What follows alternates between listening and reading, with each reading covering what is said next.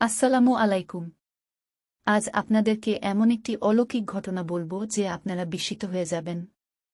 ঘটনাটি হচ্ছে হযরত ঈসা আলাইহি ওয়াসাল্লামের জন্মের কাহিনী। এটি ইসলামের এক অনন্য অলৌকিক ঘটনা এবং মহান আল্লাহর শক্তির নিদর্শন। মরিয়ম আলাইহাসসালাম ছিলেন অত্যন্ত ধার্মিক, পবিত্র ও আল্লাহভীরু এক নারী। তিনি আল্লাহর ইবাদতে নিবেদিত ছিলেন এবং একটি নির্জন স্থানে থাকতেন। একদিন আল্লাহ তাআলা তাকে এক মহাসংবাদ দিলেন। ফেরেশতা জিবরাইল আলাইহিস সালাম এসে বললেন, হে মরিয়ম, আল্লাহ তোমাকে এক পবিত্র পুত্র সন্তানের সুসংবাদ দিচ্ছেন। সূরা মারিয়াম ১-৯। মরিয়ম আলাইহাস সালাম অবাক হয়ে বললেন, কিভাবে আমার সন্তান হবে যখন আমাকে কেউ স্পর্শ করেনি এবং আমি দোষমুক্ত? জিবরাইল আলাইহিস সালাম উত্তর দিলেন, এটি আল্লাহর হুকুম। তিনি যা চান তাই করেন। তার জন্য কিছুই কঠিন নয়। এরপর আল্লাহর নির্দেশে কোনো পুরুষের সংস্পর্শ ছাড়াই মরিয়ম আলাইহাস সালামের গর্ভে হযরত ঈসা আলাইহি ওয়াসাল্লামের জন্ম হয়। এটি ছিল আল্লাহর এক অলৌকিক সৃষ্টি। যখন মরিয়ম আলাইহাস সালাম সন্তান প্রসবের জন্য একান্তে বের হয়ে একটি খেজুর গাছের নিচে গেলেন, তখন তার কষ্ট ও লজ্জার ভার তাকে হতাশ করে তুলল।